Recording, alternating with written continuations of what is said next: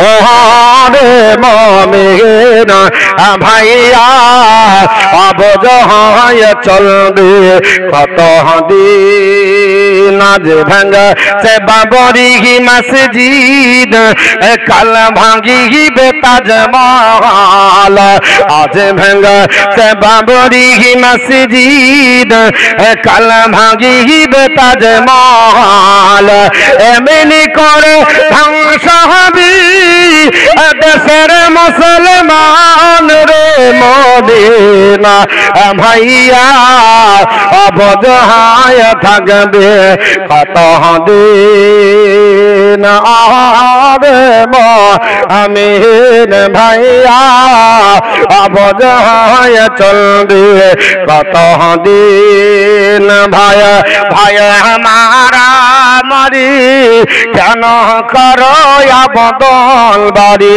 ভাইয়ে ভাইয়ে মারা মারি কেন করো বদল বাড়ি এমনি করে ধ্বংস হবি মুসলমানের হৃদয় রে মদিনা ভাইয়া অবুঝ হয়ে থাকবে কত দিন রে মুমিন ভাইয়া অবুঝ হয়ে চলবে কত দিন আল্লাহুম্মা হালকা একটু দিন وعلى آل سيدنا مولانا محمد صلى الله عليه وسلم আমার মুসলমান পৃথিবীর চলে আমরা মুসলমান আমরা অন্যায় করব না অন্যায় কিন্তু প্রতিবাদ করতে শিখতে হবে অন্যায় করা চলবে না অন্যায়ের কিন্তু প্রতিবাদটা করতে হবে কেউ যদি অন্যায় করে অন্যায়ের প্রতিবাদ করে মুসলমান শিক্ষা দেবে কারণ নবী পৃথিবীর জমিনে জানিয়ে দিয়েছে আমার সাহাবারা শুনে রেখে দাও আমি আল্লাহ পাকের উপর ডিপেন্ড করে চলি আল্লাহ পাক আমাদের সঙ্গে আছে আর আমার আল্লাহ পাক বলে দিয়েছে বান্দা বান্দি যদি আমি আল্লাহর কাছে যাও সিস্টেমের মাধ্যমে যাও অসুবিধা নাই আল্লাহ পাক শিক্ষা দিয়েছে ইয়া আইয়ুহাল্লাযীনা আমানু ইয়া আইয়ুহাল্লাযীনা আমানু ইসতাঈনু বিস-সাবরি ওয়াস-সালাহ ইন্নাল্লাহা মা'আস-সাবিরিন জোরে বল আল্লাহু আকবার আল্লাহ পুরাণের বলে ইমানদার যারা হবে ইমানদার আপনারা বলা হয়েছে ইমানদার বান্দা বান্দি আমি আল্লাহর কাছে তারা চাইবে নামাজ পড়বে পড়ে ধৈর্য ধারণ করবে আমি আল্লাহ পাক বলছি নামাজ পড়ে ধৈর্য ধারণ করে চাইবে আমি আল্লাহ ইমানদারের সাথে আছি জোরে বল সুবহানাল্লাহ কিন্তু নামাজ পড়ে ধৈর্য ধারণ করে চাওয়াটা কঠিন কাজ এটা সবাই চাইতে পারবে না মহান রব্বুল আলামিন বলে ওয়াস্তাঈনু বিস-সাবরি ওয়াস-সালাহ ওয়া ইন্নাহা লাকাবীরাতুন ইল্লা আলাল খাসিঈন জোরে বল সুবহানাল্লাহ নবী ডাকতে বলে আল্লাহ বলেছে এ আপনার বলা হয়েছে আমার বান্দা বান্দি আমি আল্লাহর কাছে চাইবে নামাজ পড়ে ধৈর্য ধারণ করে কিন্তু এই নামাজ পড়ে ধৈর্য ধারণ করে চাওয়াটা এটা হলো কঠিন কাজ এটা সবার কঠিন জন্য কঠিন নয় যারা মুখলিস বান্দা হবে আল্লাহর খালিস বান্দা হবে তারা যদি কিছু চাইতে হয় আল্লাহর কাছে নামাজ পড়ে ধৈর্য ধারণ করে চাইবে কারণ আল্লাহ পাক আপনার ধৈর্য ধারণকারী আপনার তাদের সঙ্গে আছে জোরে বল সুবহানাল্লাহ ইতিহাস প্রমাণ দিয়ে দেয় আল্লাহর নবীর সাহাবীরা কোনোদিন পেছন পা হয় না আর আজকে 180 কোটি মুসলমান অথচ পানি খাবার হচ্ছে না চিন্তায় চিন্তিত হয়ে কি যে হবে নাফসি নাফসি করে যেমন কিয়ামতের দিন ছোটাছুটি করবে এখন মনে হচ্ছে একেবারে ওই রকম আপনার ধাড়াক ধাড়া করতেছে আমাদের কি হবে আবার কেউ বলতেছে মুসলমান যারা আছে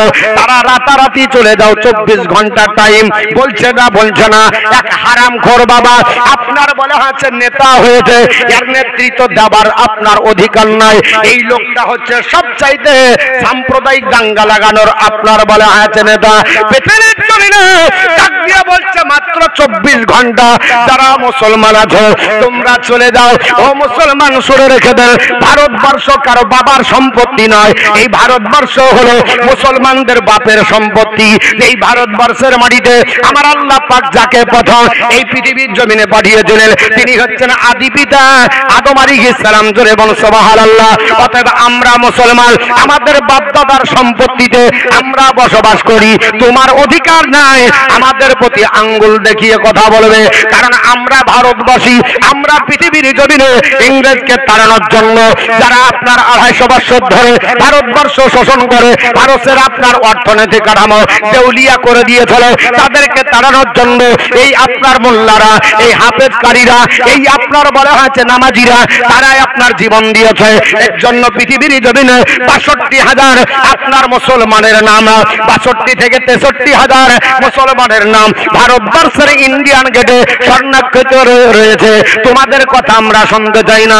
আমরা ভারতকে ভালোবাসি, আমরা ভারতকে মহব্বত করি, কারণ ভারতকে ভালোবাসা আপনার মাতৃভূমিকে ভালোবাসা, এটা হলো ইমানের অঙ্গ। এই হুব্বুল ওয়াতনি ফিল ঈমান, নিজের মাতৃভূমিকে ভালোবাসা, এটা হলো ইমানের অঙ্গ। জোরে বলুন সুবহানাল্লাহ। অতএব ভারতকে ভালোবাসি, ভারত থেকে আমরা যাব না, আমরা ভারতের আপনার মুসলমান। আমাদের শিক্ষা নিতে হবে, আমরা জানতে পারবো পৃথিবীর জমিনে আমরা মুসলমান ভয় করি না। ওই মুদ্রার প্রান্তরে মাত্র আপনার 3000 সৈনিকের আপনার বিজয় লাভ করেছিল। 3 লক্ষ আপনার 1 লক্ষ রোম সম্রাট, তখনকার দাদা ছিল পারস্য এবং আপনার রোমের সম্রাট নাম ছিল তার হিরাক্লিয়াস। আপনার বিশ্ব নবীর ইচ্ছা হলো আল্লাহ তোমার ইসলামকে প্রচারের জন্য দাওয়াত দিতে হবে, ইসলাম ধর্মে দীক্ষিত করার জন্য জোর জবরদস্তি চলে না। লা ইকরাহা ফিদ্দিন, ধর্মের উপর জবরদস্তি চলবে না। পৃথিবীর জমিনে একমাত্র ধর্ম হিসাবে আল্লাহর কাছে বিবেচিত হয়েছে ইন্নাদ দীনা ইনদাল্লাহিল ইসলাম, একমাত্র মনোনীত ধর্ম হলো ইসলাম। জোরে বলুন সুবহানাল্লাহ। আল্লাহর নবী আপনার বলা হয়েছে একটা দাওয়াতনামা লিখলেন, একটা আপনার বলা হয়েছে দাওয়াতনামা লিখে হিরাক্লিয়াসের কাছে পাঠানো হলো। এই হিরাক্লিয়াস শুনে রেখে দাও, তোমার আপনার রোমের সম্রাট তুমি, তোমাকে ইসলামের দাওয়াত দিলাম। আল্লাহর কোরআন বলেছে আপনার বলা হয়েছে কাউকে জরুরি ডাকো, উদউ ইলা সাবিলি বিল হিকমা ওয়াল মাউইদাতিল হাসানা, কাউকে ইসলামের মধ্যে ডাকলে সুন্দরভাবে ডাকো, ভালো ভালো কথা বলে ডাকো, উত্তম আপনার প্রসেসে ডাকো। আর এরা বলতেছে নবী তরবারি দিয়ে ইসলাম প্রচার করেছে। জোরে বলুন আস্তাগফিরুল্লাহ।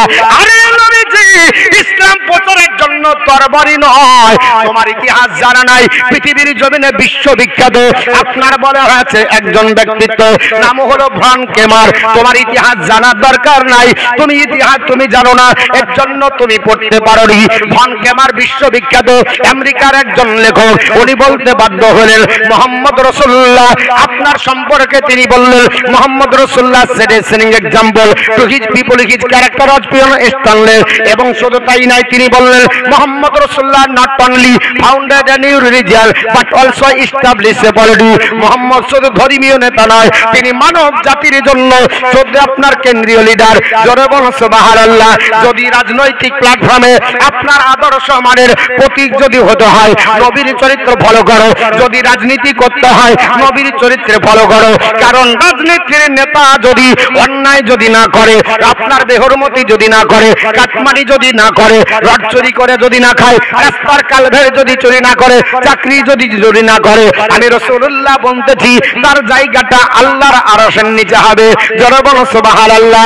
নবী বলেছে ইমামুল আদিল যিনি হবে, ন্যায়পরায়ণ দেশের শাসক যিনি হবে, ওর জায়গাটা আল্লাহ আরশের নিচে বানাবে। আর এখন নেতাকে দেখলে ভয় পায়, ডাকাত দেখলে তো ভয় লাগে না? হ্যাঁ, ডাকাত দেখলে রাত্রে চুরি করবে, দিনে পারবে না। আর এমন কিছু নেতা আছে ওর হাতে যদি দেন আর ঘুরে মাল পাবেন না। না হলে আপনার বলা হচ্ছে এই 22 থেকে 24,000 চাকরি নিয়ে এরকম লটপট হয় বাপ? রাগ করছেন মনে হয়। একজন নেতার আদর্শ নবীর সুন্নাতি তরিকা হবে। দেখেন, রাজনীতি করা কোনো জায়গাতে হারাম লেখা নাই, দুর্নীতি করা নিষেধ। আপনি নবীর সুন্নাতি তরিকায় চলবেন, সুন্নাতি তরিকায় নেতৃত্ব দিবেন, তো আপনার হক এতটাই বাড়াবে যে আল্লাহ রসুল বলছে ওর জায়গাটা আরশের নিচে হবে। জোরে বলবেন না সুবহানাল্লাহ। ইমামুল আদিল, জাস রোলার, ন্যায়পরায়ণ শাসক, ওর জায়গা আরশের নিচে। তাহলে কম বড় মর্যাদা? হ্যাঁ, এত বড় মর্যাদার অধিকারী হবে। আর আজ বলছে না। গাস্তাবয়েল বললেন, শোনো, মোহাম্মদ রাসূলুল্লাহ set a shining example to his people. His character was pure and stainless. Mohammad হচ্ছে মানব জাতির জন্য মডেল, মানব জাতির জন্য উদাহরণ। তার চরিত্রে কোনো কলঙ্কর দাগ নাই। জোরে বল সুবহানাল্লাহ। আর আমরা বলি আমাদের আপনার বলা আছে নেতার চরিত্র ফুলের মতো পবিত্র। লাইফ যদি আপনার হিস্টরি পড়া যায়, কতটা যে কি করেছে আল্লাহ খবর জানে। কম্পিউটারে ডাউনলোড করলেও মনে হয় ফেল হয়ে যাবে। সুনাম পাওয়া যায় না দুর্নাম ছাড়া, নাকি বলছেন? তবে ভালো মানুষ আছে বলে রোড কিছু আছে, ভালো মানুষ আছে বলে ঘর পেয়েছেন, কিছুটা আছে, সবাই না। কিন্তু এমন কষায় আছে যেতেও কাটে আসতে কাটে। এই যে এসআইআর শুরু হয়েছে, এখন কিছু নেতার ঈদ লেগে গেছে, একেবারে পরব, রাতে ঘুমাবে না, ই হাত দিয়ে লুটবে, ই হাত দিয়ে লুটবে। কি আছে বলে আমার একটা অক্ষরে ব থেকে র হয়ে গেছে। বলে ওরে বাঁচলে কঠিন ব্যাপার, তোমার তো মুশকিল হয়ে যাবে। ব থেকে র ছিল বসুন, হয়ে গেছে রসুন। হ্যাঁ, ব থাকলে যদি র হয়ে যায় ব হলে বসুন, আর র থাকলে রসুন, তো নাম বসুন হয়েছে যে রসুন। কঠিন ব্যাপারে ফুটা উঠাবে কি করে? তো কি করতে হবে? তো কোনো ব্যাপার নাই, রাতে রাতে দাও, চলে যাবে। হবে না, হবে না। জনকল্যাণ কাজ করেন, অসুবিধা নাই। লাকাদ কানা লাকুম ফি রাসূলিল্লাহি উসওয়াতুন হাসানা, তোমাদের জন্য নবীর মধ্যে উত্তম নমুনা রয়েছে। জোরে বলুন সুবহানাল্লাহ। এর জন্য শ্রীমতী ইন্দিরা গান্ধী 1982 সালে দিল্লির পার্লামেন্টে বলতে বাধ্য হয়েছিলেন, হে জগৎবাসীরা, মুহাম্মদের চরিত্রের সঙ্গে পৃথিবীর কোন নেতার চরিত্র তুলনা করা যায় না, যার চরিত্র ফলো করলে মানুষের আদর্শের পরিবর্তন হয়ে যায়। জোরে বলুন। আর আমাদেরকে দেখলে পালিয়ে যায়, আমাদেরকে দেখলে পালিয়ে যায়, তার মানে আমরা সেই রকম হতে পারি না। মদিনা মদিনা, আমার সঙ্গে বলতে পারবেন? মদিনা মদিনা আশিক মুমিনের ঠিকানা, বলো না মদিনা মদিনা আশিক হায়রে প্রাণের চেয়ে বাসো ভালো, প্রাণের চেয়ে ভালোবাসো, হও না নবীর দিওয়ানা। মদিনা মদিনা আশিক মুমিনের ঠিকানা, বলো না মদিনা মদিনা আশিক মুমিনের ঠিকানা, বলো না মদিনা মদিনা।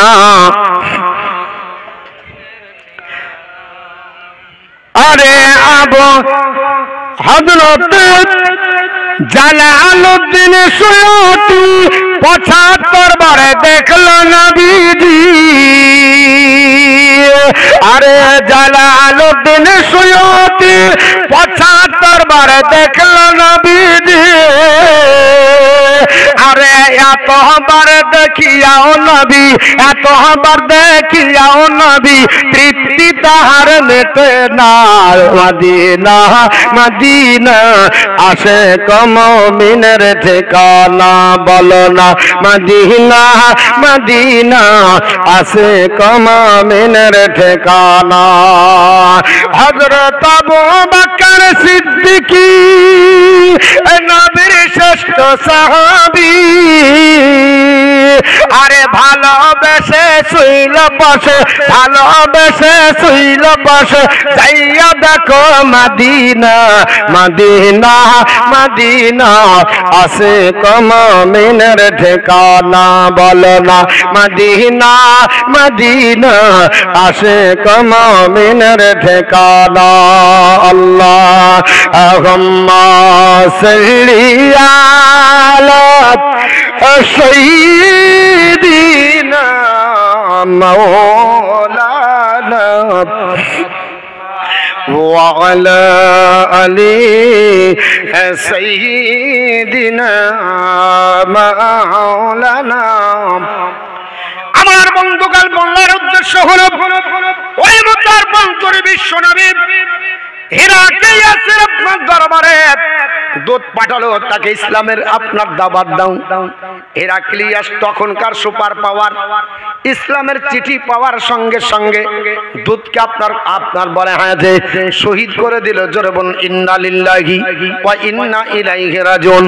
আল্লাহর নবীর আপনার বলে হ্যাঁ যে দূত শাহাদাত বরণ করলেন। খবরটা নবীর কাছে পৌঁছে গেল মদিনাতুল মুনাওয়ারায়। আল্লাহর নবী পৃথিবীর জমিনে আপনার বলে হ্যাঁ যে সংবাদ পেলেন। নবীর মনের আপনার অবস্থাটা খারাপ হয়ে গেল। নবী আপনার মনে মনে চিন্তা করলেন আল্লাহ এই পৃথিবীর জমিনে সুপার পাওয়ার হলো পারস্য এবং রোম, তারা আপনার পৃথিবীর জমিনে আমি তো তার অন্যায় করিনি, তার জমি জায়গা ছিনতাই করিনি, তাদের কাছে আমি অন্য কোনো কথা বলিনি। আমার একটাই আপনার অপরাধ হলো আমি আপনার দ্বীনের দাওয়াত দিয়েছি, নাজাতের জন্য বলেছি, জাহান্নাম থেকে বাঁচার জন্য আপনার চিন্তা ভাবনা নিয়েছি। আল্লাহর জাহান্নামে যেন না যায় এর জন্য চিন্তা ভাবনা নিয়েছে, কারণ জাহান্নাম হলো বড় ভয়ানক জায়গা। আল্লাহর নবী আপনার ডাক দিয়ে বলে সাহাবারা পৃথিবীর জমিনে আমার আপনার দূত গেছিল রোমের কাছে, রোম সম্রাট আপনার হেরাক্লিয়াস। আল্লাহর নবী আপনার বললেন আমার দূতকে আপনার শহীদ করে দিয়েছে, এর জন্য তোমরা আমাকে সাহায্য করবে। সাহাবারা বললেন ইয়া রাসূলুল্লাহ কি দিয়ে সাহায্য করব বলুন। আল্লাহর নবী বললেন যুদ্ধের জন্য আমি তার বিরুদ্ধে লড়তে চাই, তোমরা কি আমাকে সঙ্গ দেবে? সাহাবারা বললেন নবী গো জমি জায়গা ত্যাগ করব, বিবি বাচ্চা ত্যাগ করব, ঘর বাড়ি ত্যাগ করব, জমি জায়গা ত্যাগ করব, এমনকি প্রাণকেও জলাঞ্জলি দিয়ে আপনার ডাকে সাড়া দেব। জোরে বলুন সুবহানাল্লাহ। ইয়া রাসূলুল্লাহ প্লিজ যুদ্ধের ডাক আপনার দামামা বাজিয়ে দেন, আমরা আপনার সঙ্গে সঙ্গ দিতে যাই, যুদ্ধের ময়দানে যাব। আমরা মুসা কালিমুল্লাহর যুগের ওই আপনার মানুষের মতো নয়, আমরা পিছন পা হয়ে যাব। ইয়া রাসূলুল্লাহ আপনার সঙ্গ দিতে রাজি। মসজিদে নববীতে বিশ্ব নবী মিম্বারের উপর দাঁড়িয়ে বললেন সাহাবারা যুদ্ধের ময়দানে যেতে হবে, কে তোমরা রাজি আছো? 3000 আপনার সাহাবী সবাই দাঁড়িয়ে গেল। ইয়া রাসূলুল্লাহ আমাদের জীবন চলে যাবে, যুদ্ধের ময়দানে যাব, অসুবিধা নাই, আমরা পিছু পা হটাবো না। আল্লাহর নবী ডাক দিয়ে বলে সাহাবারা পৃথিবীর জমিনে এই যুদ্ধের জন্য আমি যাকে সেনাপতির দায়িত্ব দিতে চাই তিনি হলো আমার পালক পুত্র আপনার যায়েদ বিন হারেসা। আল্লাহর নবীর একটা পালক পুত্র ছিল, নাম হলো তার যায়েদ বিন হারেসা। বিশ্ব নবী ডাক দিয়ে বললেন যায়েদ বিন হারেসা কোথায় তুমি আপনারা হাজির হও। আল্লাহর নবীর দরবারে হাজির হয়ে গেল। নবী গো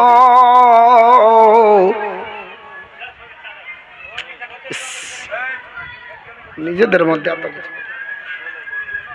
আল্লাহর নবীর কাছে ডাক দিয়ে বললেন ইয়া রাসূলুল্লাহ আমরা আপনার কাছে হাজির আছি, বলেন আমাদের কোনো অসুবিধা নাই। যায়েদ বিন হারেসা বলল নবীজি আপনি আমাকে কি বলতে চাইছেন বলেন। নবী বললেন তোমাকে মোতার প্রান্তরে আমি যুদ্ধের সেনাপতির দায়িত্ব দিব। নবী বলতেছেন আমি তোমাকে সেনাপতির দায়িত্ব দিব। নবীর কাছে যায়েদ বিন হারেসা বলল নবীজি আমি যুদ্ধের সেনাপতির দায়িত্ব আপনার পালন করব, এতে আমার কোনো অসুবিধা নাই। কারণ নবীজি যায়েদকে এত ভালোবাসতেন, যায়েদকে বলার সঙ্গে সঙ্গে নবীজির দরদার করে চোখ দিয়ে পানি ঝরে গেল।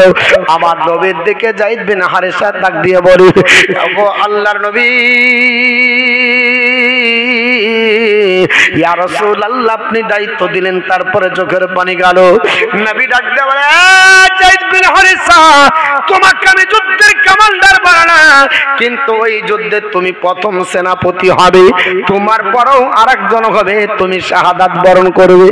ও আল্লাহর নবী পৃথিবীর জমিনে আগেই শুভ সংবাদ দিতেছে। কোন যায়েদ বিন হারেসা বাবা, যে যায়েদ পৃথিবীর জমিনে বাপ ত্যাগ করেছিলেন, মা ত্যাগ করেছিলেন নবীর মহব্বতের কারণে, আমার নবীকে কত ভালোবেসেছিলেন। যায়েদ তো আপনার এই জায়গার আপনার লোক না, যায়েদ হলো আপনার বলা হয়েছে অন্য জায়গার ইয়ামেন প্রদেশের আপনার বাসিন্দা ছিলেন। ওনার মা বাপ সঙ্গে নিয়ে এসেছিল আপনার ঘুরতে ঘুরতে ঘুরতে আসার পরে ডাকাতের দল অপহরণ করে যায়েদকে নিয়ে আসার পরে কেড়ে নিয়ে আপনার উকাজের মেলা মক্কা মুআজ্জামাতে হয়। আইয়ামে জাহেলিয়াতের যুগে, অজ্ঞতার যুগে যে মেলাটা হয়েছিল, ওই অজ্ঞতার যুগের মেলাতে যায়েদকে আপনার বিক্রি করা হয়। কে বিক্রি করলো? আপনার ডাকাতের দল বিক্রি করলো। কিনেছিলেন যিনি আল্লাহর নবীর প্রথম স্ত্রী মা খাদিজাতুল কুবরা তখন কিনেছিলেন। তখন মা খাদিজা সবচাইতে ধনী আপনার মহিলা ছিলেন। আল্লাহ টাকার অভাব দিয়েছিলেন না, পয়সার অভাব দিয়েছিলেন না, সম্পদের অভাব দিয়েছিলেন না। আপনার মা আপনার খাদিজাতুল কুবরা তিনি তাকে ক্রয় করেছিলেন। ইসলাম তখন তিনি কবুল করেননি। যায়েদ বিন হারেসা আল্লাহর নবীর স্ত্রী হযরতে খাদিজাতুল কুবরার কাছে থাকতে লাগলো। আল্লাহর নবী 40 বছর বয়সে নবুয়তের প্রচার যখন করলেন, মা খাদিজাতুল কুবরা রাদিয়াল্লাহু তাআলা আনহার সঙ্গে যখন আপনার বিবাহ হয়েছিল, তার আপনার বলা হয়েছে নবী 25 বছর বয়সে খাদিজাতুল কুবরার সঙ্গে বিবাহ হয়। সেই দিন থেকে মা খাদিজাতুল কুবরা আল্লাহর নবীকে ডাক দিয়ে বলেছিলেন, ইয়া রাসূলুল্লাহ, ইয়া হাবিবাল্লাহ, ওগো নবীজি, আমার সম্পদ বলে আর কিছু নাই, আমি আপনার বলে হাত রাখবো না, জমি জায়গা যা আছে সব আপনার কদমে কোরবান করে দিলাম, আমি তো বলে কিছু রাখবো না। আমার একটা আপনার বলে হাতে ছেলে আছে, আমি ক্রয় করেছি, নাম হলো যায়েদ বিন হারেসা, ওটাও আপনাকে গোলাম হিসাবে দান করলাম। আল্লাহর নবী সম্পদগুলো সব আপনার দান করে দিয়েছিলেন, যায়েদ বিন হারেসাকে রেখেছিলেন। আল্লাহর নবীর দরবারে আপনার বলে হয়েছে সেই দিন থেকে যায়েদ বিন হারেসা থাকতে লাগলো। এই যায়েদ বিন হারেসা পৃথিবীর জমিনে যখন আপনার বলে হয়েছে 10 বছর আল্লাহর নবীর খিদমতে থাকতে আরম্ভ করলো। ওই সময়তে মক্কা মুআজ্জামাতে কাবা ঘর জিয়ারতের জন্য ইয়ামিন প্রদেশ থেকে লোক এসেছে। আসার পরে কাবা ঘর তওয়াফ করতেছে। হঠাৎ করে আল্লাহর নবীর আঙ্গুল ধরে দেখতেছে আপনার যায়েদ বিন হারেসা আবু কুবাস পাহাড়ের নিচে আল্লাহর নবীর আঙ্গুল ধরে চড়ে। কারণ দয়ার নবী এত আপনার দরদি ছিলেন, নবী গোলামকেও কোনোদিন দৌড়াই বাসেননি। আর আমরা আমাদের পয়সা হয়ে গেলে আমরা নিচু লেভেল দেখতে পাই, আমরা উপর লেভেল সব সময় দেখি। নবী গোলামকে গোলামের মর্যাদা দেয়নি, গোলামকে মর্যাদা দিয়েছে তুমি একজন মানুষ, তুমি মানুষ রূপে মর্যাদা প্রাপ্ত, মানুষের মর্যাদা দিয়েছে। যায়েদ বিন হারেসা আঙ্গুল ধরে নবীর বেড়ায়, ইয়ামিন প্রদেশের লোক এসে দেখে চিনে ফেললো, এটা তো ওই তো হারেসের ছেলে যায়েদ, এ তো হারিয়ে গেছে। ওর মা চোখের পানি ছেড়ে ছেড়ে কাঁদতে কাঁদতে 2 চোখের পানি আপনার বলে হাতে শেষ করে ফেললো। বলেন মা বাপ কান্না করবে না? হারিসের একমাত্র পুত্র, ভাই এদিকে তাকান, এখন প্রোগ্রাম হচ্ছে, এখন কিচ্ছু দিবেন না, সারা রাত খাওয়ান, আমি আপত্তি করব না। ভালো লাগছে না একটু বাইরে যাক, যাদের ভালো লাগবে না তার বাইরে যাক, তাহলে মাহফিল নষ্ট করার দরকার নাই। না শেষ করে দেব, দোয়া করে দিই। আল্লাহুম্মা সাল্লি আলা মাওলানা মুহাম্মদ ওয়া আলা আলি সাইয়্যিদিনা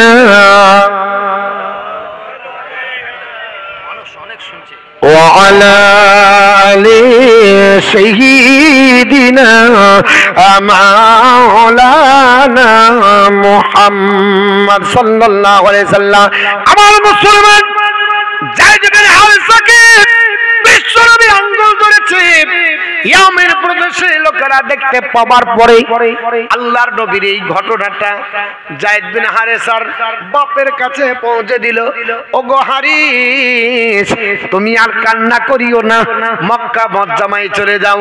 আমি দেখতে পেলাম তোমার ছেলেকে 10 বছর পরে তোমার ছেলেটা বেশ বড় হয়ে গেছে, তোমার ছেলে রহমাতাল লিল আলামিনের হাত ধরে চলছে। জোরে বল সুবহানাল্লাহ। বলে কোথায় দেখতে পেয়েছো? ওই মক্কা মুআজ্জামায় কাবা ঘর তওয়াফ করার জন্য গেছিলাম। যায়েদ বিন হারেসা আপনার মুহাম্মদের চরিত্রকে আপনার ফলো করে নিয়েছে, তার অনুসারী হয়ে গেছে, তার আঙ্গুল ধরে আপনার ঘরে বেড়ায়। উনি ভালো মানুষ, উনি দয়ার আপনার মানুষ, উনি দুঃখ মোচন করার মানুষ। বিধবার আপনার বলে হাতে দুঃখ মোচন করে, দরিদ্রের আপনার দুঃখ মোচন করে, যারা আপনার অসহায় তাদেরকে সাহারা হয়ে দাঁড়ায়। ওনার আপনার বলছে দয়া। আল্লাহ এত দিয়েছে পৃথিবীর জমিনে, উনি একজন সৎ মানুষ। আপনার যায়েদ বিন হারেসা বিবির কাছে ডাক দিয়ে বলল, বিবি রে আর কান্না করতে হবে না, একটু চোখের পানি আপনার মুছে দাও। কারণ মা বাপ সহ্য করতে পারে না, কারণ হারিসের একমাত্র সন্তান ছিল যায়েদ, অন্য কোনো সন্তান ছিল না। আল্লাহ বড় অট্টালিকা দিয়েছিল, সম্পদের অধিকারী আমার আল্লাহ বানিয়েছিল। কিন্তু সম্পদ আপনার থাকলে কি হবে? সম্পদ ছিল, সন্তান না থাকার কারণে এই সন্তানের জন্য কেঁদে কেঁদে জারে জারে হয়ে যায়। আল্লাহর নবীর আপনার বলে হাতে হাত ধরে যায়েদ বিন হারেসা চলে বেড়ায়। আপনার বলে হাতে হারিস ডাক দিয়ে বলল, বিবি ওই মক্কা মুআজ্জামায় যাব, মুহাম্মদের কাছে যাবার পরে ছেলেটাকে আবদার করব, তাহলে দুঃখ নিবারণ হবে, চোখের পানিটা মুছে যাবে, আর আপনার চিন্তা থাকবে না, কান্নাকাটি করতে হবে না। বিবির সঙ্গে পরামর্শ করে হারিস তার আপনার হারিসা তার আপনার ভাইকে নিয়ে মক্কা মুআজ্জামার ধারটিতে পৌঁছালো। আল্লাহর নবীর কাছে খবর দেওয়া হলো, ও আল্লাহর পয়গম্বর, আপনার কাছে আমার একটা ছেলে যায়েদ বিন হারেসা তার নাম, এই ছেলেটা কি আছে নাকি? আল্লাহর নবী ডাক দিয়ে বললেন, কে গো তুমি, তোমার বাড়ি কোথায়? আমার বাড়ি হলো ইয়ামেন প্রদেশে। আমার একটা সন্তান আপনার যায়েদ পৃথিবীর জমিনে 10 বছর আগে আপনার ঘুরতে গেছিলাম আমরা স্বামী স্ত্রী। এই আপনার স্বামী স্ত্রীর কাছ থেকে ডাকাতের দল কেড়ে নিয়ে চলে যায়। ডাকাতের দল আপনার বলে হাঁচাও ধাও করে নেয়। কোথায় গেল আমার ছেলে? মরেছে কি বাঁচে আছে জানি না, মরে গেলে সবর হয়, কিন্তু যদি হারিয়ে যায় সারা জীবন করে করে খায়। মা চোখের পানি ছেড়ে কান্না করতে করতে চোখ হারিয়ে দিয়েছে। ইয়া রাসূলুল্লাহ, আমার ছেলে কি বেঁচে আছে? নবী ডাক দিয়ে বলে, কি ছেলের নাম? বলে যায়েদ। বলে আপনার নাম? বলে হারেসা। আমার একটা ভাই চলে এসেছে। আল্লাহর নবী বলল, সত্যি? বলে হ্যাঁ। ডাক দিয়ে বলে যায়েদ। যায়েদকে ডাকা হলো, নবীর দরবারে হাজির হয়ে গেল। যায়েদ তাকিয়ে দেখতেছে বাপকে, বাপ দেখতেছে যায়েদকে। আপনার বলেন 10 বছর পরে পিতা মাতাকে দেখলে কান্না আসবে কিনা? চোখের পানি ছেড়ে যায়েদ কান্না করেছে, বাপকে জড়িয়ে ধরে হাউ হাউ করে কান্না করে। মায়ের বুকে লেগে গেল, এত কান্না করে মা, আমি 10 বছর ধরে রাস্তা হারা, তবে আমি পৃথিবীর জমিনে নবীর কাছে এসে মা তোমার ব্যথা ভুলে গেছি, বাপ হারা ব্যথা ভুলে গেছি, মা হারা ব্যথা ভুলে গেছি। আজ আপনার বাপ মায়ের জন্য চোখের পানি আসে। ও যুবক, তোমার চোখের পানি নাই, তুমি বাপকে বুড়া আর বুড়ি বলে রাস্তাতে ছুড়ে ফেলে দাও। তুমি জানো না আল্লাহর নবী পবিত্র জবান ধরে বলেছে, হুমা জান্নাতুকা হুমা নারুকা, তারাই হলো জান্নাত, তারাই হলো জাহান্নাম। ওরে যুবক, পিতা মাতা যদি রাজি হয় আল্লাহর জান্নাত হালাল হয়ে যাবে, পিতা মাতা নারাজ হলে আল্লাহর জাহান্নাম ওয়াজিব হয়ে যাবে। কাবা ঘরের যদি ঈমান হয়, ইমাম হয়, তবুও তুমি আল্লাহর দরবারে নাজাত পাবে না। আর এখন বর্তমানে মা বাপকে আপনার বলে হয়েছে দেখতে পারে না, মা বাপের আপনার চোখের জল ধরে যায়। আপনি মা বাপ যদি এক ফোঁটা চোখের জল ধরিয়ে দেয়, তুমি যত বড়ই নামাজি হও আল্লাহর দরবারে তোমার নামাজ কবুল হবে না। কারণ মায়ের দিলে ব্যথা দিলে আল্লাহর জান্নাত হালাল হবে না। মায়ের দিলেতে ব্যথা কখনো দিও না, কখনো দিও না। মায়ের মতো এত আপন আর তো কেউ হবে না। মায়ের দিলেতে ব্যথা কখনো দিও না, কখনো দিও না। মায়ের মুখের হাসি আল্লাহর আরশ হবে খুশি সেই জান্নাতের হকদার যে মাকে ভালোবাসলো বেশি মায়ের দোয়া মায়ের দোয়ায় জায়গা পাওয়া জান্নাতের ঠিকানা মায়ের দিলেতে ব্যথা কখনো দিও না কখনো দিও না মা জননীর নেকি দোয়া যারই লেগে যাবে যত চাওয়া পাওয়া খোদা মিলিয়ে দেবে মা জননীর নেকি দোয়া যারই লেগে যাবে যত চাওয়া পাওয়া খোদা মিলিয়ে দেবে মায়ের দোয়া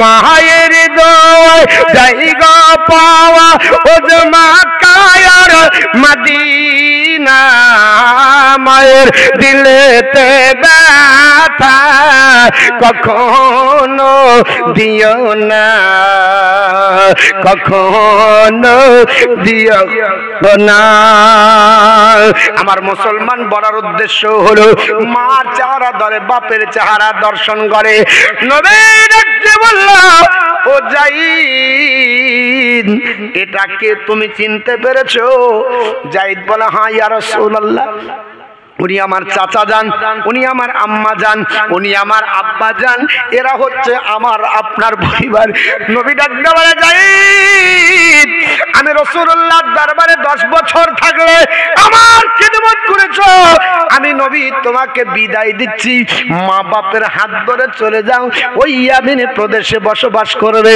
আমি নবীর মহব্বত চলে তুমি চলে যাও যায়েদ রাদিয়াল্লাহু তাআলা চোখের পানি ছেড়ে ডুকরে ডুকরে কান্না করে বাচ্চা ছেলে যেমন পেট ফুলে যায় ওইভাবে কান্না করে নবী ডাক দিয়ে বলে যায়েদ রে এইভাবে কান্না কেন করো কি বাড়ি যাবে না মা বাপকে দেখেছো আল্লাহর জান্নাত তো হালাল বানাতে হবে যায়েদ ডাক দিয়ে বলে নবীজি ও আল্লাহর পয়গম্বর আমি আপনার মা বাপকে পেয়েছি এর জন্য বড় খুশি হয়েছি নবী গো কিন্তু আপনার কদমের তলে জায়গা পেয়ে তার চাইতে বেশি খুশি হয়েছি ইয়া রাসূলুল্লাহ আপনার মহব্বত ছেড়ে আপনার ছত্রছায়া ছেড়ে আপনার মহব্বত ছেড়ে আমি আপনার মা বাপের সঙ্গে যেতে চাই না আমি মা আয়েশাকে মা বলে আমার কলিজা ঠান্ডা হয়ে গেছে নবী আপনি আপনার দরবার থেকে তেড়ে দিবেন না সেই দিন যায়েদের আপনার কথা শুনে মা বাপ বলে চলো ইয়া রাসূলুল্লাহ ওগো আল্লাহর পয়গম্বর আমি আপনার যায়েদকে আপনার দরবারে রেখে দিলাম খাদিমের হিসাবে আপনার দিয়ে দিলাম আজ থেকে আমি আর নিয়ে যাব না তবে যেহেতু আমি আপনার এসে বাঁচে আছে এর জন্য খুশি হয়ে গেলাম আমার যখন মন চাইবে আমি ইয়ামিন প্রদেশে মক্কা মুআজ্জামে এসে দেখে যাব আল্লাহর নবী পৃথিবীর জমিনে যায়েদকে সেদিন থেকে পালক পুত্রের মর্যাদা দিয়ে লালন পালন করে বড় করেছিলেন হিজরত করে মদিনা চলে গেলেন ওই আপনার মদিনার সাজ্জামিরে বিশ্ব নবী মসজিদে নববীতে বক্তৃতা করে বলে আমার পালক পুত্র যায়েদ আমি পৃথিবীর জমিনে তোমারে বড় ভালোবাসি আমি অন্তর দিয়ে তোমারে ভালোবাসি কলিজা আপনার মানে হাতে ফেড়ে যায় এই যুদ্ধের ময়দানে তুমি যাবে শুধু তুমি শহীদ হবে না যায়েদ তুমি যুদ্ধের ময়দানে সেনাপতির দায়িত্ব পালন করবে তোমাকে নির্মম ভাবে ওই আপনার মোতার প্রান্তরে সুপার পাওয়ার তদানীন্তনকালে রোম সম্রাটের আপনার বলা হয়েছে যারা সৈন্য সামন্ত নিয়ে হৃষ্টপৃষ্ট তাদের আপনার সৈন্য থাকবে তাদের আপনার ঘোড়া থাকবে তাদের বল্লম নেজা থাকবে অস্ত্রতে সুসজ্জিত থাকবে 1 লক্ষ তারা সৈন্য নিয়ে আসবে আবার আপনার কাফেররা যারা মক্কা মুআজ্জামার এরা খবর পাওয়ার পরে 1 লক্ষ সাহায্যের জন্য পাঠিয়ে দিয়েছিল। মোতার প্রান্তরে যারা মুসলমানকে ফলিসাত করা যায় কত ভয় করে, মুসলমান মাত্র 3000 আর আসছে কত 2 লক্ষ। বলেন এটা কি আপনার ভাবা যায়? এটা কি ইতিহাসের কোনো আপনার প্রমাণ হয়? ইতিহাস যদি যুবকদের কাছে বলা যায়, ইতিহাসের আপনার যুবকেরা বলবে ইতিহাস বানাওয়াট। না না, যুবক বানাওয়াট না। মুসলমানদের হৃদয়ে আল্লাহ বুকের বল দিয়েছে। মুসলমানরা জনসংখ্যা নিয়ে যুদ্ধের ময়দানে এগিয়ে যায় না, তরবারির যুদ্ধে যুদ্ধ করে না, ঢোল আপনার নিয়ে যুদ্ধ করে না, অস্ত্রের জোরে যুদ্ধ করে না, ঘোড়ার জোরে করে না। মুসলমান যদি যুদ্ধ করে ঈমানের জোরে করে। জোরে বল সুবহানাল্লাহ। আল্লাহর নবী ডাক দিয়ে বলেছি, যুদ্ধের ময়দানে আমি রাসূলুল্লাহ যেটাকে আপনার খেজুরের বাগড়িয়া তুলে দেব, ওটা তোমাদের জন্য অস্ত্র হয়ে যুদ্ধ হবে। জোরে বল সুবহানাল্লাহ। এটা হলো ঈমানি পাওয়ার। আল্লাহর নবী ডাক দিয়ে বলল, যাইদ রে, আমার মন চাই না, তবুও তোমাকে দিতে হবে, কারণ আমার আল্লাহ পাক যুদ্ধের জন্য আল্লাহ ঘোষণা দিয়ে দিয়েছে। নবী আপনার বলে হয়েছে, যাইদকে ডাক দিয়ে বলে, যাইদ তুমি যুদ্ধের ময়দানে প্রধান সেনাপতি হবে। তোমার ইন্তিকালের পরে আমার চাচাইতো ভাই জাফর বিন আবু তালিব সেনাপতির দায়িত্ব পালন করবে। তাকেও যুদ্ধের ময়দানে শাহাদাত বরণ করতে হবে। শুধু তাই নয়, তারপরে আর একজন আপনার ব্যক্তি আসবে, নাম হলো আব্দুল্লাহ বিন রাওহা। তিনিও যুদ্ধের ময়দানে সেনাপতির দায়িত্ব নিয়ে তিনিও শাহাদাত বরণ করবে। কয়জন লাগে যুদ্ধের ময়দানে সেনাপতি? একজন। নবী ঘোষণা করলেন 3 জন। সাহাবীরা আপনার জানতে পেরে গেল এই 3 জন সাহাবী একজনও জীবিত থাকবে না। নবী 3 জনের পূর্বাভাস দিয়ে দিলেন, শাহাদাত বরণ 3 জনই করবে। আল্লাহর নবী বললেন 4র্থ নম্বরে আমি রাসূলুল্লাহ বলবো না, তোমরা নিজের মনের আপনার বলে হয়েছে মতন করে তোমরা বানিয়ে নেবে। ওই যুদ্ধের ময়দানে যাকে বানানো হয়েছিল, খালিদ বিন ওয়ালিদকে বানানো হয়েছিল, যার টাইটেল ছিল সাইফুল্লাহ আল্লাহর তরবারি, আপনার তোমরা নিজেদের মধ্যে নির্বাচন করে নেবে। আল্লাহর নবী ডাক দিয়ে বললেন, যাইদ যুদ্ধের ময়দানে যেতে হবে, তোমাকে আপনার বলা হয়েছে বিদায় নাও, বাড়ির সঙ্গে দেখা সাক্ষাৎ করো, তুমি আপনার মায়ের সঙ্গে দেখা করো, বাপের সঙ্গে দেখা করো, যুদ্ধের ময়দানে যেতে হবে, কারণ এই যুদ্ধ থেকে কেউ তোমরা ফিরে আসবে না। নবীর কাছে ডাক দিয়ে বলি, নবীজি ইয়া রাসূলুল্লাহ, ও আল্লাহর পয়গম্বর যাব না, কারণ আমি আপনার মহব্বতের কারণে আমার বাপকে ত্যাগ করে দিয়েছি, মার মহব্বত ত্যাগ করে দিয়েছি। ইয়া রাসূলুল্লাহ, আপনার জীবনে থাকতে থাকতে কদমের তলে থাকতে থাকতে বাল্য অবস্থায় থেকে বিবাহ করে একটা সন্তানের জন্ম হয়েছে, নাম হলো তার ওসামা। এই আমার আপনার যাইদ, তুমি তোমার সন্তানের সঙ্গে দেখা করো, আপনার সন্তানের হক পূর্ণ করতে হবে। আল্লাহর নবীর আপনার বলে হয়েছে পালক পুত্র যাইদ আপনার দৌড়ে গেলেন। দৌড়ে যাবার পর নিজের সন্তানকে ডাক দিয়ে বলে, ওসামা আমি যুদ্ধের ময়দানে যাব, রোম সম্রাট 1 লক্ষ আপনার সেনাবাহিনী নিয়ে আসবে, আর নবী আমার নাম প্রথম ঘোষণা করেছে, আমাকে 1 নম্বরে যুদ্ধের কমান্ডার হতে হবে, যুদ্ধের সেনাপতির দায়িত্ব বহন করতে হবে। আপনার বলা হয়েছে, বেটা ওসামা নয়ন ভরে দেখে নাও, আর ফিরে আসব না। দেখে নাও, আর আসবো না। আমার মতো যদি ছেলে হয় যেতে দিব না। বাপ আগেই তোমার মৃত্যুর ঘোষণা, যেতে দেব? যেতে দেব বাপ? যেতে দিবে না। কিন্তু ঈমান কাকে বলে? সাহাবী রাসূলদের ঈমান কত মজবুত। বলে, বেটা দেখে নাও, আর ঘুরে আসো। নবী বলেছে, অন্য কোনো ব্যক্তি বলেনি। পৃথিবীর গোটা সমস্ত নেতার কথা মিথ্যা হতে পারে, নবীর কথা মিথ্যা হবে না। নবী যেটা বলে ওটাই ঘটে যাবে। বেটা তুমি দেখে নাও, আর যদি কোনোদিন তোমার আপনার বলা হয়েছে সুযোগ আসে, আমি যাইদের মতো তুমিও একদিন ইসলামের পথে শাহাদাত বরণ করি, তুমিও আপনার ইসলামকে গৌরবান্বিত করো। যদি আমাকে দেখার ইচ্ছা হয়, তাইফের মাটি আপনার বলা হয়েছে মোতার প্রান্তরে যাবে, ওই বালুকা রাশির ওখানে আমাকে খুঁজবে, ওই কবর জিয়ারত করে তুমি বাপ দেখার স্বাদ মিটিয়ে দিবে। আল্লাহর নবীর কাছে এসে বললেন, ইয়া রাসূলুল্লাহ, আমি আমার সন্তানের বাপের কাছে বিদায় নিয়েছে নবী গো। বাপ মা দেখার স্বাদ নাই। ইয়া রাসূলুল্লাহ, বাপ হারা মা হারা। আমি আয়েশাতুল হুমায়রাকে মা বলে ডেকেছি, আপনি আমাকে পালক পুত্র বলে সম্বোধন করেছেন। ইয়া রাসূলুল্লাহ, আমি আর কোথাও যাব না, আপনি আমাকে যুদ্ধের জন্য তৈয়ারি করে দেন। আল্লাহর নবী বললেন, আমার আপনার জাফর বিন আবু তালিব, এ আমার চাচাইতো ভাই কোথায়? লাব্বাইকা ইয়া রাসূলুল্লাহ বলেন, বলে তাড়াতাড়ি তুমি চলে যাও, যাবার পর তুমি বাড়িতে যে তোমার আপনার পরিবার পরিজনের সঙ্গে দেখা করো, কারণ এই যুদ্ধটা মর্মান্তিক যুদ্ধ, এই মুতার প্রান্তর থেকে তুমিও ফিরে আসবে না। তুমি চলে যাও, বিবির সঙ্গে দেখা করো। বিভিন্ন সময় তুমি বিভিন্ন রাজ্যে, বিভিন্ন দেশে, বিভিন্ন প্রান্তের তুমি দিন কাটাও, বইয়ের সঙ্গে সময় দিতে পারো না, সন্তানের সঙ্গে সময় দিতে পারো না, আজকে জীবনের শেষ দেখাটা দেখে আসো।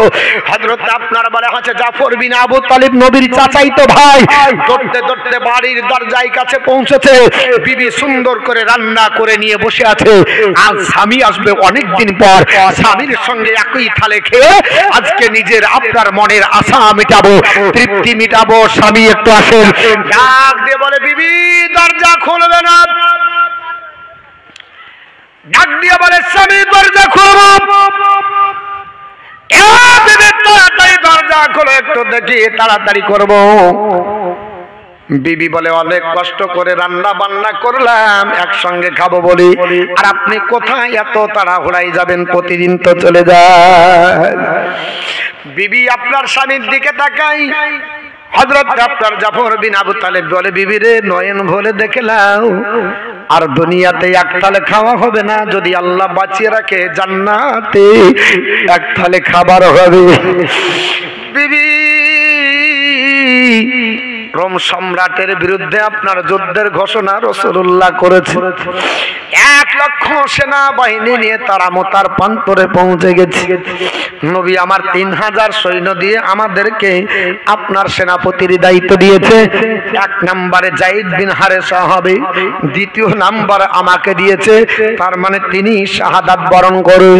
এ বিবি, শুধু তাই নয়, আমার পরও আরেকজন নবী সেনাপতির নাম ঘোষণা করেছে, আমিও ওই মোতার প্রান্তরে শাহাদাত বরণ করব। এর জন্য আমি এসেছি, তোমার হক হয়তো পূর্ণ করতে পারিনি, বিভিন্ন কাজে, বিভিন্ন ইসলামের প্রচারের জন্য বিভিন্ন যুদ্ধের ময়দানে গেছি, ইসলাম প্রচারের জন্য গেছি, কোরআন প্রচারের জন্য গেছি। এ বিবি, আর দেখা হবে না, একটু তাড়াতাড়ি তুমি আমাকে দেখে নাও। বিবি আপনার বলে, স্বামী অনেক কষ্ট করে রান্না বান্না করলাম আপনার সঙ্গে খাবো বলে, বাচ্চাগুলো আপনার কান্না করতেছে। বাচ্চাগুলো বলে, আব্বু জান কোনোদিন আমাদেরকে পাশে বসিয়ে খাওয়ালেন না, সারা জীবন তো এইভাবে দৌড়াদৌড়ি করে চলে গেলেন, আজ সুযোগ পেয়েছি এক থালে ভাত খাবো, আপনি আমাদের মুখে ভাত তুলে দেবেন। আপনার বলে হাঁচে জাফর বিন আবু তালিব বাচ্চাদেরকে আপনার বলে হাঁচে জড়িয়ে ধরে কোলে তুলে নিয়ে গালে মুখে চুম্বন দিয়ে বলে, বাবা এই বলে আমাকে কষ্ট দেবে না, আমার মহব্বত তোমাদের প্রতি বাড়াবে না, কারণ আমার অন্তরের মধ্যে যা মহব্বত ছিল সব নবীর প্রতি ঢেলে দিয়েছি। আমার মহব্বতের যত আপনার বলে হাঁচে বিষয় ছিল 2 ভাগে বিভক্ত করেছি।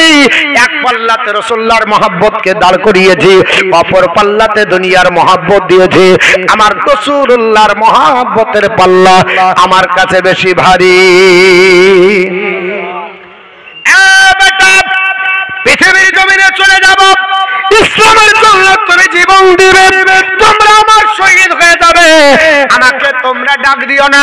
বিবি আপনার বড় হাত জড়িয়ে ধরে, পা জড়িয়ে ধরে কান্না করতে লাগলো। বিবি কান্না করিও না, আমি জান্নাতের দরজাতে, জান্নাতের সিঁড়িতে তোমার জন্য ওয়েট করব, কারণ নবী বলেছে যারা আল্লাহ রাস্তায় শহীদ হয়ে যায় আমার আল্লাহ পাক তাদেরকে জান্নাতুল ফিরদাউস দান করে। আমার আল্লাহ পাক বলেছে, ওয়ালা তাকুলু লিমান ইউকতালু ফি সাবিলিল্লাহি আমওয়াত বাল আহয়াউ ওয়ালাকিন লা তাশউরুন। জোরে বল আল্লাহু আকবার। আমার আল্লাহ পাক বলেছে, জেনেছে নিশ্চয় যারা আল্লাহ রাস্তায় শহীদ হয়ে যায় এদেরকে তোমরা মুর্দা বলিও না, মুর্দা বলিও না, এরা হলো জিন্দা। আল্লাহ প্রদত্ত রুজি তারা কবরের মধ্যে খেতে থাকে। জোরে বলুন সুবহানাল্লাহ। তোমাদের সেটা ধারণা নাই। আমরা আপনার চলে যাব, বেটা তুমি দেখতে পাবে না, তোমার আপনার সঙ্গে দেখা হবে না, বিটি আপনার বৌমা আপনার স্ত্রী তুমি দেখতে পাবে না, তবে জান্নাতের আপনার দাবালা সিঁড়িতে তোমার জন্য ওয়েট করব। আমার নবী ওয়েট করছে, তুমি ছেড়ে দাও। তাড়াতাড়ি আপনার বিবির সঙ্গে দেখা করে আল্লাহর নবীর কাছে দেখা করলেন। হযরত আব্দুল্লাহ বিন রাওয়াহাকে নবী বললেন তুমিও দেখা করে আসো। ইয়া রাসূলুল্লাহ কি দেখব? আমার বিবি আপনার কেমন ওটা তো আমি জানি না, সবেমাত্র বিবাহ করেছি, মোতার প্রান্তরে যুদ্ধের ঘোষণা হলো, মসজিদে আপনার নবীতে আপনি ডাক দিয়েছেন, যারা আপনার বাড়িতে ছিল সবাই আপনার হাজির হয়ে গেছে। বিবি বাচ্চা মহব্বত ত্যাগ করে আপনার মহব্বতের কারণে ইয়া রাসূলুল্লাহ মসজিদে নববীতে আপনার পেছনে ইক্তেদা করেছে। ইয়া রাসূলুল্লাহ বাড়ি কি যাব? বলে না না তুমি বিবির সঙ্গে দেখা করো। হযরত আপনার আব্দুল্লাহ বিন রাওয়াহা বলে নবীজি আমি পৃথিবীর জমিনে সবে মাত্র বিবাহ করেছি, আমার স্ত্রীর চেহারা কেমন, আমার স্ত্রী দেখতে কেমন এটাও আমি দর্শন করিনি। জোরে বলুন সুবহানাল্লাহ। আর আমরা পৃথিবীর জমিনে পৃথিবীতে এমন বিবিকে ভালোবাসি, বিবি যদি বলে দেয় যেতে হবে না, আমরা জালসা শুনতে গেলেও বলি পেটের ব্যথা উঠেছে। এরকম আছে প্রমাণ। আমার সঙ্গে একটা যুবককে নিয়ে গেলাম, তো আমি মনে মনে চিন্তা করছি যে ওকে ফিরাবো, যদি যাবা আশা করে তাহলে নামাজটা পড়বে, ভালো মন্দ শুনবে, কিছু শোনার পর পরিবর্তন হবে। 3 দিনের দিন ওর বউ ওকে টিপে দিয়েছে, বলছে যেমন সে কুচ্ছিস কেন কথা বলতে পাঠাচ্ছে না, তার মানে ওইদিকে একটু আইটি দিয়েছে। কি হলো তো বলছে বাড়িতে একাই থাকছে, তো দেখছো ভয় লাগছে, ভয়। আরে এই 3 দিনের মধ্যে ভয় লাগে না, আজকে হঠাৎ ভয় হয়ে গেল? কোনোদিন তো ভয় লাগেনি আর আগে। বলছে না অনেক রাত্রে আসছি তো, তার জন্য বয়ে বলেছে যে এই তো ওকে পানি পড়া দিয়েছে, ও পানি পড়া, আমার পানি পড়াতে কাজ হবে না। হ্যাঁ যত বড়ই বাবু হোক বইয়ের কাছে, হ্যাঁ এসপি আছে বউ, আমি যেমন করে আঙ্গুল লড়াবো তেমন করে তোমাকে হইতে হবে, ও তো সহজ না। আপনাদের এদিকের মেয়েরা ভালো, এরা স্বামীদেরকে সব সামনে বসিয়ে দিয়েছে, যাও তোমরা সামনে, আমরা যাব না, নাকি বলছে? আপনারা ভালো, আপনাদের বড়রা ভালো, এরা এত ভালো যে আপনাদেরকে শোনানোর জন্য ওরা শুদ্ধ বলছে আমরা পিছনে গার্ড দিছি, অসুবিধা নাই, যদি থাকতে হয় তো দুজনেই থাকবো, আপনাদের নামে বদনাম দিব না। আমার বন্ধুগণ বলার উদ্দেশ্য হলো আল্লাহর নবীর সাহাবী হযরত আব্দুল্লাহ বিন রাওয়াহা রাদিয়াল্লাহু তাআলা আনহু সবেমাত্র বিবাহ হয়েছে, বিবির সঙ্গে দেখা হয়নি, বিবির চেহারা দর্শন হয়নি, বিবি কেমন ছিল না। আল্লাহর নবী ডাক দিয়ে বললেন ও আমার সাহাবী আব্দুল্লাহ বিন রাওয়াহা একটু বিবির চেহারা দর্শন করে এসো, বিবির হকটা বুঝিয়ে দিয়ে আসো। আল্লাহর নবীর সাহাবী আব্দুল্লাহ বিন রাওয়াহা মসজিদে নববী থেকে তিনি বের হয়ে আপনার দরজার কাছে ডাক দেয়। দরজার কাছে যখন উপনীত হয়েছে দরজার ভিতরে শোনা যায় আল্লাহর কোরআনের তেলাওয়াত।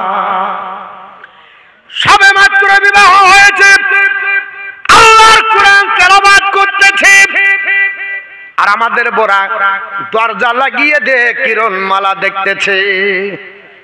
যদি বলেন কি করো, বলে টাইম পাস করছি, টাইম পাস।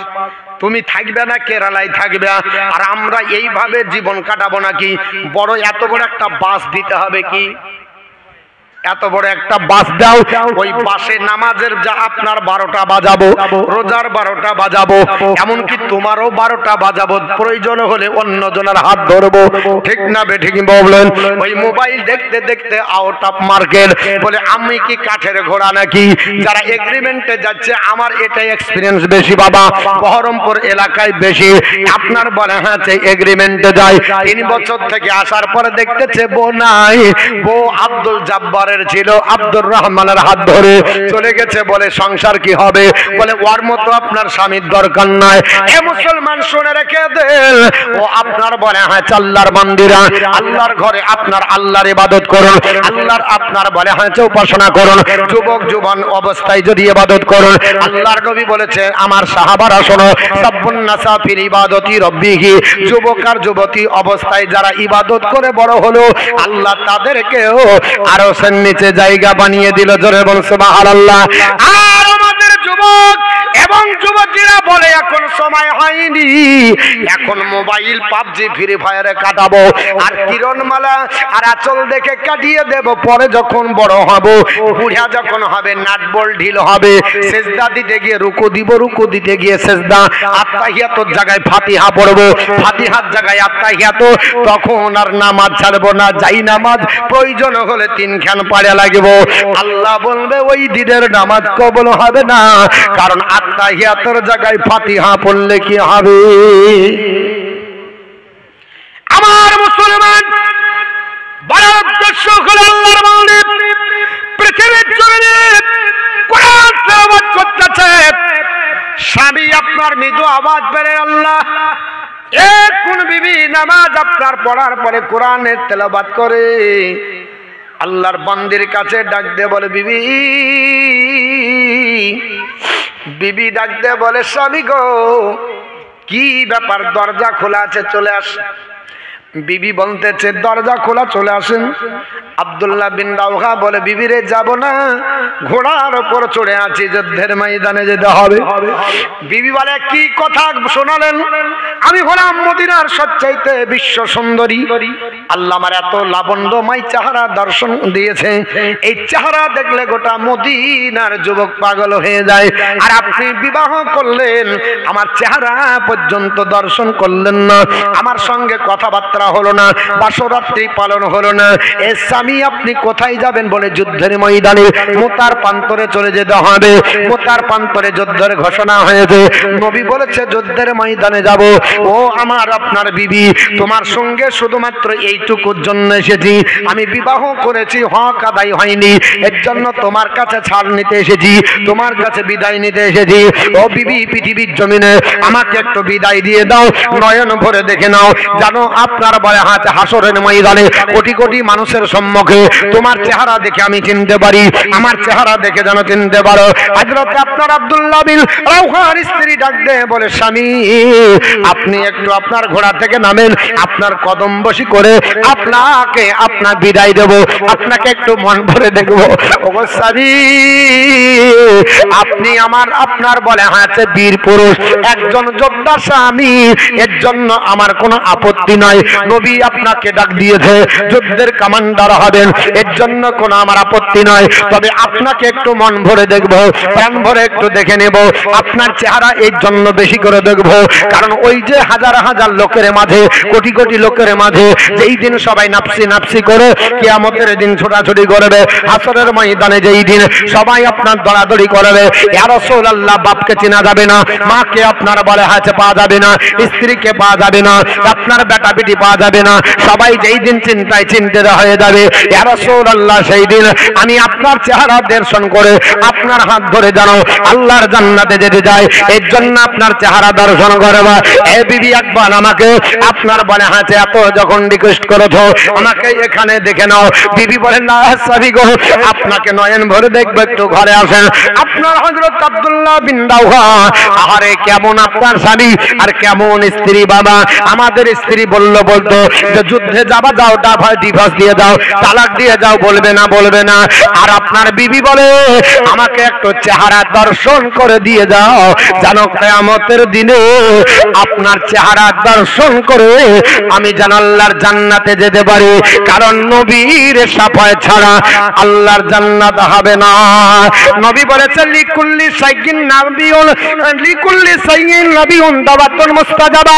এ আমার সাহাবারা, প্রত্যেক নবীকে আমার আল্লাহ পাক একটা করে স্পেশাল দোয়া দিয়েছে, জোরে বলুন। প্রত্যেক নবীকে একটা করে স্পেশাল দোয়া দিয়েছে। আদম নবী পেয়েছিলেন, দুনিয়ার বুকে করে গেছেন, আখিরাতের দিন চাইবেন না। হযরত শেষ পয়গম্বর স্পেশাল দোয়া প্রাপ্ত হয়েছিলেন, দুনিয়াতে করে গেছেন, আখিরাতের দিন চাইবেন না। হযরত নূহ পয়গম্বর দুনিয়াতে করে চলে গেছেন, আখিরাতে চাইবেন না। ইব্রাহিম খলিলুল্লাহ দুনিয়াতে করে গেছেন, আখিরাতে চাইবেন না। ইসমাইল জাবিউল্লাহ দুনিয়াতে করে গেছেন, আখিরাতে চাইবেন না। হুদ পয়গম্বর দুনিয়াতে করে নিয়েছেন, আখিরাতে চাইবেন না। লূত পয়গম্বর আখিরাতে দুনিয়াতে করেছেন, আখিরাতে চাইবেন না। সালেহ পয়গম্বর দুনিয়াতে করেছেন, আখিরাতে চাইবেন না। হযরত দাউদ পয়গম্বর দুনিয়াতে করে নিয়েছেন, আখিরাতে চাইবেন না। সুলাইমান পয়গম্বর দুনিয়াতে করেছেন, আখিরাতে চাইবেন না। হযরত জাকারিয়া পয়গম্বর দুনিয়াতে করেছেন, আখিরাতে চাইবেন না। ইয়াহইয়া পয়গম্বর দুনিয়াতে করেছেন, আখিরাতে চাইবেন না। মুসা কালিমুল্লাহ দুনিয়াতে করে নিয়েছেন, আখিরাতে চাইবেন না। ঈসা রুহুল্লাহ দুনিয়াতে করেছেন, আখিরাতে চাইবেন না। নবীকে সাহাবারা বললেন, ইয়া রাসূলুল্লাহ, সমস্ত নবীকে আল্লাহ স্পেশাল দোয়া দিয়েছে আর তারা দুনিয়াতে করে মুক্তি পেয়েছে, আপনাকে কি আল্লাহ দেয়নি? নবী ডাকতে বলে, সাহাবীরা রে, আল্লাহ পাক আমাকে স্পেশাল দোয়া দিয়েছে, তবে আমি দোয়াটা করিনি দুনিয়াতে, আমি আখিরাতের জন্য রেখে দিয়েছি। জোরে বলুন সুবহানাল্লাহ। ইয়া রাসূলুল্লাহ, আখিরাতের জন্য রেখেছেন? নবী বলেন, হ্যাঁ, যেই দিন বাপ পাশে দাঁড়াবে না, মা পাশে দাঁড়াবে না, বেটা পাশে দাঁড়াবে না, আপনার বউ পাশে দাঁড়াবে না, সবাই যেই দিন পর হয়ে যাবে, মাথার উপরে সূর্য উত্তোলন করবে, প্রচন্ড রোদের কারণে মগজ চকবাক করে ভনবে, জিহ্বা বেড়ে হাসরের মাটিতে ঢেকবে, পুড়ে মাটি তামা হয়ে যাবে, সবাই যখন নাফসি নাফসি করে ছোটাছুটি করবে, আমাকে আল্লাহ বলবে, আসা আইয়াম আসাকা, আসা আইয়াম আসাকা রব্বুকা মাকামাম মাহমুদা। হাবিব গো, আপনাকে আপনার প্রভু উচ্চ মাকামে দণ্ডায়মান করাবে অতি শীঘ্রই। নবী উচ্চ মাকামে মানে মাকামে মাহমুদে দণ্ডায়মান হয়ে সিজদায় চলে যাবেন। সেই দিন আমার নবী বলবে, আল্লাহ, এই গুনাহগার আমার উম্মত উম্মতানি, আল্লাহ যারা আছে এদেরকে যতক্ষণ তুমি না জান্নাতি বানাবা, আমি রাসূলুল্লাহ সিজদা আমি উঠাবো না। আল্লাহ পৃথিবীর জমিনে আমার উম্মতের জন্য আমি আল্লাহ কষ্ট সহ্য করেছি। মক্কা ধরতিতে আমি কাবা করে সিজদায় আপনারা বলতো কাফেররা পচা ভুড়ি দিয়েছে, শ্বাস বন্ধ হয়ে যাবার উপক্রম হয়েছে।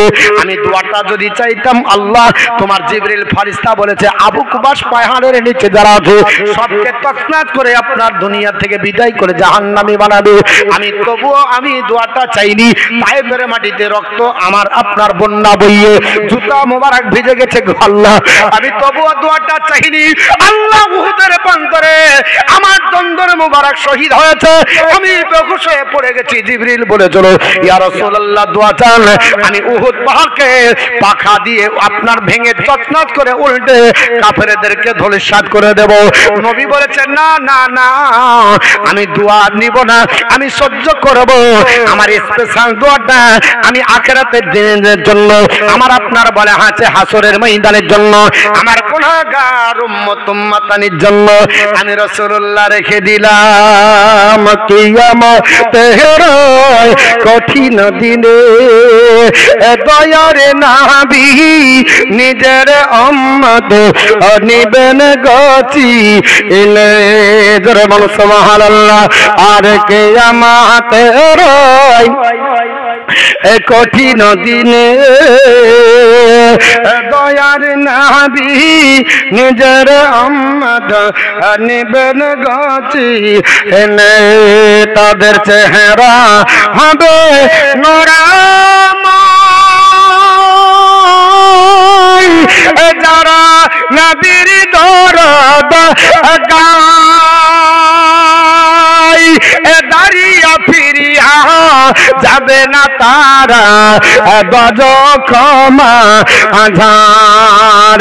ইয়া রাসূলুল্লাহ উম্মত হইয়া ডাকি তোমায়, সাড়া দাও না গায়ক বার।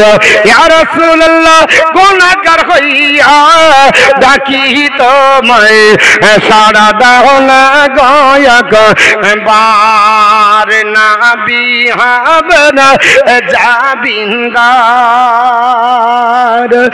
দাঁড়িয়ে কষ্ট দেখিবেন না গৌনি রহমাতের ভান্ডার নবী হবেন জাবিন্দার দাঁড়িয়ে কষ্ট দেখিবেন না গৌনি রহমাতের ভান্ডার নবী কাঁদবে জারি যার এরা সবাই গুনাহগার পুলসিরাতের রাস্তা হবে খোরের চাইতে ধার ইয়া রাসূলুল্লাহ উম্মতি হইয়া ডাকি তোমায় সারা দাও না গায়ক বার ইয়া রাসূলুল্লাহ গুনাহগার হইয়া ডাকি তোমায় সারা দাও না গায়ক বার নবী আসলেন যে দিল ভাবে হরে পরিরা দরদ পড়ে গাই কলর রে জোরে বল সুবহানাল্লাহ কটা পর্যন্ত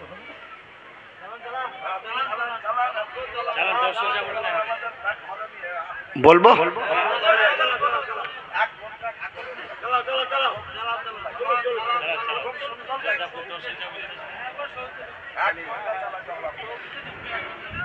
নবী আসলেন যেদিন ভাবে হরে পরিরা দরদ পড়ে গাই কলর হবে যারে রহমতের আসমান একাদ আসিকে সেজদা গুনাহগার উম্মত আজকে আমার কেমনে হবে পার ইয়া রাসূলুল্লাহ উম্মত কইয়া ডাকি তোমায় সারা দাও না গায়ক বার ইয়া রাসূলুল্লাহ উম্মত কইয়া ডাকি তোমায় সারা দাও না গায়ক বার আল্লাহুম্মা সাল্লি আলা আওয়াজটা একটু কম দেন খুব আওয়াজ হয়ে গেছে মানে আমারও ভোল্টেজ ভালো আছে আর আপনার মাইকেরও ভোল্টেজ ভালো এর জন্য কান তালা লেগে যাবে আর আমার ওই আস্তে আস্তে হয় না এই যে বলেছে হাই স্পিড বক্তা বুঝতে পেরেছেন তো একটু আওয়াজটা কম দেন যেন মানুষ বুঝতে পারে আল্লাহুম্মা সাল্লি আলা مولانا محمد وعلى آله مولانا মুহাম্মদ সাল্লাল্লাহু আলাইহি ওয়াসাল্লাম কেমন বিবি আপনার ডাক দিয়ে বলতেছেন বিবি রে ওই নবীর শাফায়াত নসিব করতে হবে নাহলে নবী নারাজ হলে বেকার হয়ে যাবে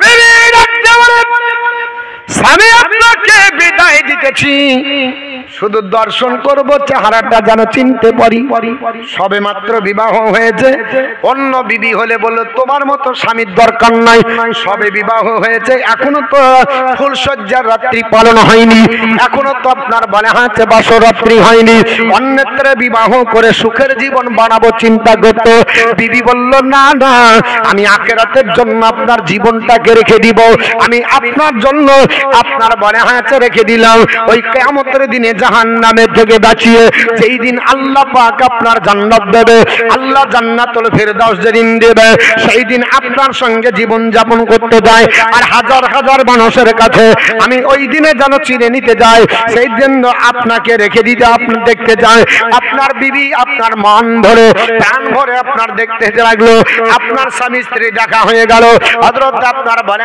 আব্দুল্লাহ বিন রাওহা ডাক দিলো বলে বিবি রে আর আপনার দেরি করিও না আমার নবী ওয়েটে আছে, কারণ ওয়েটিং ইজ মেন্টালি টর্চার। অপেক্ষা করা মানসিক আঘাত। আমার নবী নারাজ যদি হয়ে যায় জীবন বেকার হয়ে যাবে। ও বিবি, একবার আমাকে তাড়াতাড়ি বিদায় দাও। বিবি আপনার দোয়া করে বিদায় আপনার বলে হাতে দিল। আমার মুসলমান তিনজন ব্যক্তি আপনার দোয়া করার পরে বিদায় নামার পরে আল্লাহর নবীর আপনার কাছে মসজিদে নববীতে আসলো। আসার পর বললেন, ইয়া রাসূলুল্লাহ, ইয়া হাবিবাল্লাহ নবীজি, আমরা আপনার বিদায় নিয়ে এসেছি, বিবির সঙ্গে দেখা করেছি, বাড়ির সঙ্গে দেখা করে নিয়ে এসেছি। আল্লাহর নবী বললেন, সাহাবারা, ওই মোতার প্রান্তরে যেতে হবে, যুদ্ধ আপনার করতে হবে, পিছু পা তোমরা হবে না। আল্লাহ রাস্তায় শাহাদাত বরণ যদি করো তাহলে তোমরা জান্নাতুল ফেরদাউস পাবে, শহীদের মর্যাদা। আর যদি বিজয় লাভ করো তাহলে গাজীর মর্যাদা, অর্থাৎ গানিমাতের লাভ, তোমরা মাল পাবে। আল্লাহর নবীর সাহাবী আপনার বড় হাতে 3000 আর তিনজন আপনার সেনাপতির দায়িত্ব দিয়ে নবী পাঠিয়ে দিলেন। পৃথিবীর জমিনে চলে যাচ্ছে, আপনার বড় হয়েছে মদিনা থেকে বেরিয়েতে যাবে। ইহুদি একজন পাদ্রী দেখার পরে হযরত আপনার জাফর বিন আবু তালেবকে ডাক দিয়ে বলে, এ জাফর বিন আবু তালেব কোথায় যাবে? এ আপনার আব্দুল্লাহ বিন রাওহা কোথায় যাবে? এ আপনার বড় হাতে যায়েদ বিন হারেসা কোথায় যাবে? বলে, আমরা যুদ্ধের ময়দানে যাব। রোম সম্রাটের সুপার পাওয়ার তদানীন্তন কালের যারা দাদাগিরি করেছে এদেরকে ইসলামের দাওয়াত দিয়েছি, কবুল করেনি। আল্লাহর নবীর একজন সাহাবীকে শহীদ করেছে, এর জন্য মোকাবেলা করে আমরা আপনার মোকাবেলার জন্য যাচ্ছি। বলে, তোমরা যাচ্ছ, তোমাদের নবীকে কিছু তোমাদের সম্পর্কে বলেছে? তিনজন সাহাবী বলল, হ্যাঁ, আমরা তিনজন সাহাবী মোতার প্রান্তরে শহীদ হব। আপনার ইহুদি ডাক দিয়ে বলল, এ যায়েদ বিন হারেসা এবং আপনার বলে হচ্ছে আব্দুল্লাহ বিন রাওহা, জাফর বিন আবু তালেব, শুনে রেখে নাও, তোমাদের নবী যা বলেছে এটাই ঘটবে। জীবনে তিনি মিথ্যা বলেন না। ওনার কথার পরিবর্তন হয় না, ওনার কথা আপনার কথা পরিবর্তন হবে না। আল্লাহ ওনাকে যা বলাই তাই তিনি বলেন। হে জগৎবাসীরা, তোমরা যাবে যুদ্ধের ময়দানে চলে যাও, তবে তিনজনের একজন তোমরা ফিরে আসবে না। আমিও ওটা আপনার জানি, জোরে বলুন সুবহানাল্লাহ। এই বলে যুদ্ধের ময়দানে গেল। লম্বা ঘটনা বাবা। মোতার প্রান্তরে যাবার পর দেখতেছে 1 লক্ষ সৈন্য নিয়ে আপনার গেছিল। প্রথমে আপনার বলে আছে আপনার হিরাক্লিয়াস, আর যাবার পর দেখতেছে 1000 সৈন্য। তারা খাই দায়, আনন্দ করে, ফুর্তি করে, আপনার ঊর্জা ভাই করে খায়, শক্তিশালী তারা হয়। তাদের হাতে নিয়ে যাচ্ছে বল্লম আছে, আপনার যুদ্ধের অস্ত্র আছে, যুদ্ধ আপনার ঘোড়দৌড়, আপনার ঘোড়া আছে, সব কিছু আছে। আবার এদিকে মক্কা থেকে খবর হলো আপনার পৃথিবীর জমিনে মক্কার কাফিররা বলল, শোনো, মুহাম্মদ সাল্লাল্লাহু আলাইহি ওয়াসাল্লামকে সাইস্তা করার জন্য, তাকে জব্দ করার জন্য তোমাদের 1 লক্ষ যদি সেনা যথেষ্ট না হয়, আমরা 1 লক্ষ পাঠাচ্ছি। বলেন 1 লক্ষ যদি আরো পাঠাই 2 লক্ষ হলো। এই মুসলমান মাত্র 3000, কিন্তু মুসলমান আপনার পিছু বাহাবে না। তবে একটু সাময়িকের জন্য সাহাবীরা ঘাবড়িয়ে গেছিল। একে তো 1 লক্ষ, আবার 1 লক্ষ আপনার আসছে গোপনে, 2 লক্ষ আপনার বলে আছে কাফের সৈন্য, তাদের আছে খাবার আছে, তাদের আপনার বলে আছে অস্ত্র শস্ত্র আছে। হযরত আব্দুল্লাহ বিন রাওহা যুবক সাহাবী দাঁড়িয়ে গেল, কি চিন্তা করো। যায়েদ বিন হারেসাকে সম্বোধন করে বলল, এ যায়েদ বিন হারেসা, যুদ্ধের ময়দান থেকে পালিয়ে আসার জন্য আসিনি, যুদ্ধ থেকে পিছু পা হওয়ার জন্য আসিনি। কারণ যুদ্ধ করব, আমরা মরলেও লাভ, আমরা বাঁচলেও লাভ। একটা কথা আছে, হাতি মরলেও 100 লাখ, বাঁচলেও 100 লাখ। বলে না, বলে না বাংলায়? কেন বলে? তো বলছে হাতি যদি জীবিত থাকে তাও তার জাম আছে, আর যদি মারা যায় তো হাড্ডিগুলো তার কাজে লাগে। এর জন্য হাড্ডির দামে হয়। ইমানদার যদি ইন্তিকাল করে শাহাদাতের মর্যাদা পাবে, আর যদি আপনার বিজয় লাভ করে তো আপনার গাজীর মর্যাদা পাবে, গানিমত পাবে। ইমানদারের লস নাই।